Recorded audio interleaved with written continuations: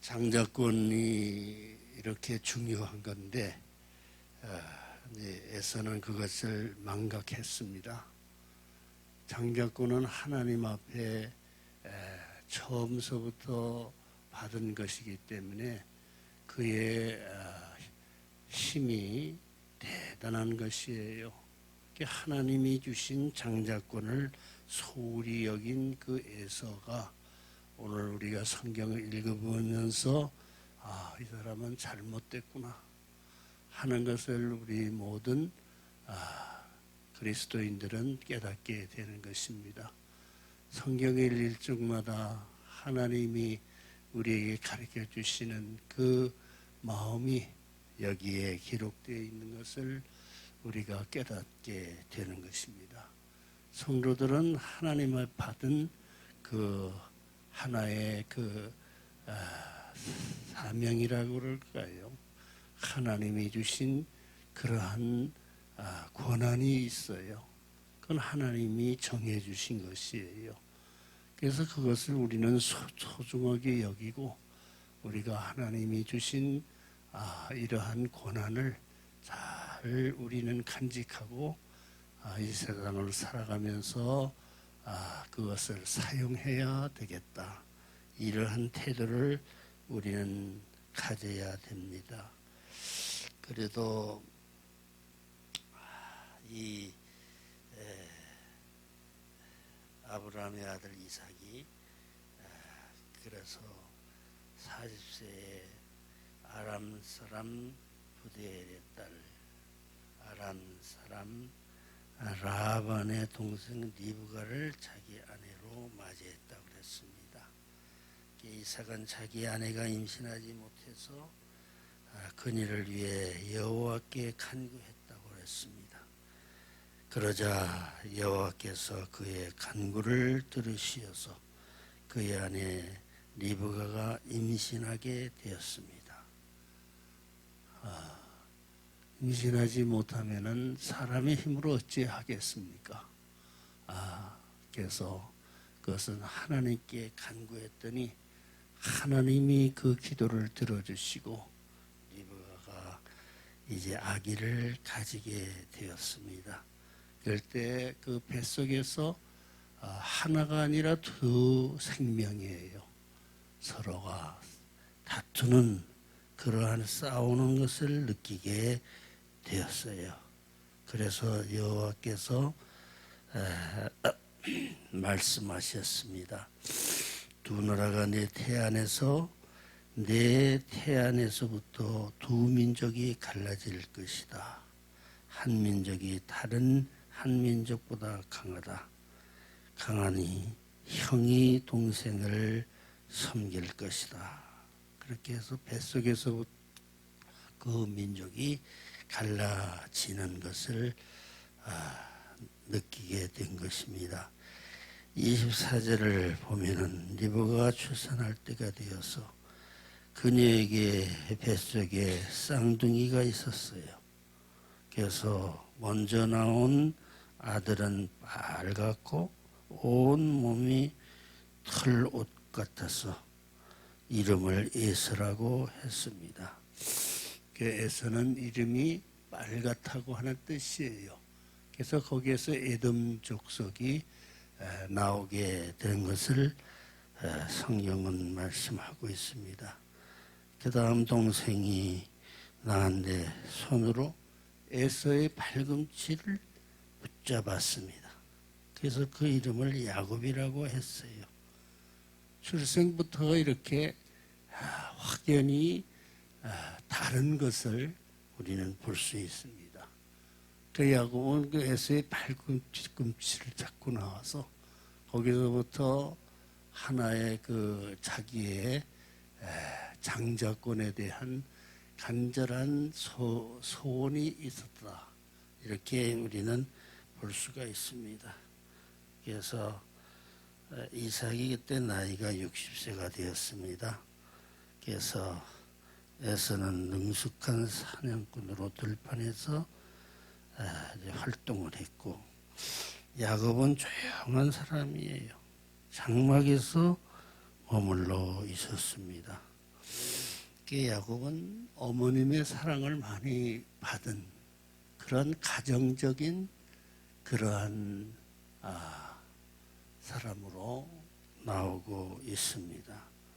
조용하다는 것은 무엇입니까? 가정에서 어머님의 그 사랑을 받으면서 조용히 기도하면서 어려서부터 가정교육을 신앙으로 받은 것을 우리가 생각합니다. 그래서 에서와 야곱의 성장이 이렇게 확연히 달라지게 되는 것을 우리가 볼 수가 있습니다. 그래서 야곱이 대답했습니다. 먼저 형의 장자권을 오늘 내게 파시십시오. 야곱은 장자권을 굉장히 중요하게 생각했어요. 그 팥죽 한 그릇 그것을 달라고 그랬을 때 장자권을 먼저 말했어요. 그러니까 야곱의 그 생각이 처음부터 달랐어요. 그래서 장자권을 소중하게 여기는 그 야곱의 모습을 우리가 보는 것입니다. 에서는 장자권을 소홀히 여기었어요. 그래서 그것을 그냥 쉽게 야곱에게 그 팥죽 배고픈 것 때문에 그것을 넘기게 되었다. 생각하는 것입니다.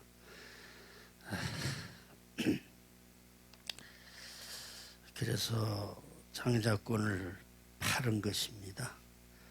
그제 야곱이 에서에게 붉은 죽을 주었습니다. 에서는 먹고 마신 후에 가버렸습니다. 이처럼 에서는 자기의 장자권을 소홀히 여기었습니다. 당시에는 그것을 모르지요. 장자권이 왜 중요한가? 그러나 시간이 지나가면은 그것이 왜 중요한 것인가 하는 것을 우리가 생각할 수가 있습니다. 우리가 장자권 가지고 우리가 신앙생활을 하는 것이에요. 그 하나님이 우리에게 주신 거룩한 하나의 권리인 것이다. 그래서 장자가 그 자녀에게 나중에 안수를 합니다. 그것은 장자의 권한을 행사하는 것이에요. 그만큼 권한이 장자권에 있다고 하는 것을 생각합니다. 그래서 장자권이 뭐 중요한가? 그렇게 생각하지 말아야 돼요.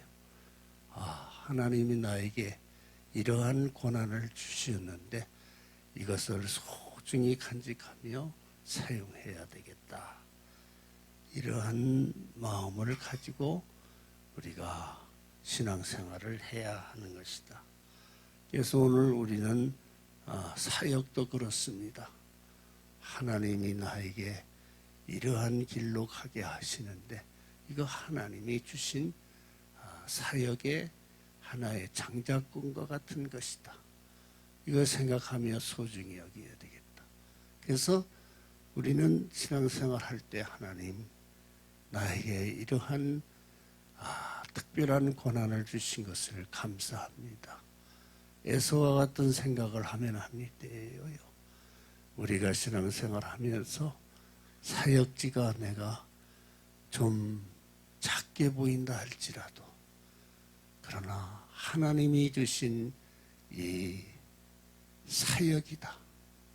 그래서 교회가 작게 보인다 할지라도 물리적으로 작게 보인다 할지라도 하나님이 작은 것에서부터 크게 역사하여 주실 것이다. 하나님이 함께 하시면은 나의 사역이 날로 번창하고 발전할 것이다. 이러한 믿음을 가지고 우리는 기도하며 살아가야 된다. 그래서 우리는 에서보다 야곱이 더 귀중하다는 것이, 야곱은 그 처음부터 장자권에 대한 그러한 생각이 부족했지만은 그러나 간절히 생각하면서 나올 때 그 발뒤꿈치를 붙잡고 나올 정도로 그렇게 소중하게 여기었다 하는 것이에요. 우리 성도님들이 신앙생활하면서 나의 사역지가 좀 작게 보인다 할지라도 내가 하는 일이 뭐 보잘것없이 보인다 할지라도 하나님이 나에게 정해주신 그 귀중한 사역지를 우리는 붙잡고 기도하며 살아가는 것이 중요한 것이다. 그러면 나중에 나타나요. 하나님이 도와주셔서 오늘 내가 하는 일들을 하나님께서 도와주시고 계시는구나. 이것이 우리가 깨닫게 될 때 우리의 신앙생활의 모든 사역지가 날로 번창하게 되고 날로 발전하게 되는 것을 우리는 깨닫게 되는 것입니다. 그래서 우리는 내 시작은 미약하나 나중은 창대케 되리라고 그랬어요. 점차로 나아지고 발전하는 그러한 우리의 현장이 될 줄로 그렇게 믿습니다. 기도하겠습니다. 사랑의 하나님, 오늘도 우리가 월요일 첫 시간을 나와서 하나님 앞에 예배를 드립니다.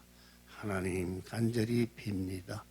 우리의 현장이 좀 작아 보인다 할지라도 나중은 창대케 되는 하나님의 축복의 역사를 믿음의 눈으로 바라볼 수 있도록 인도하여 주시옵소서. 우리 주 예수 그리스도의 이름으로 기도하옵나이다.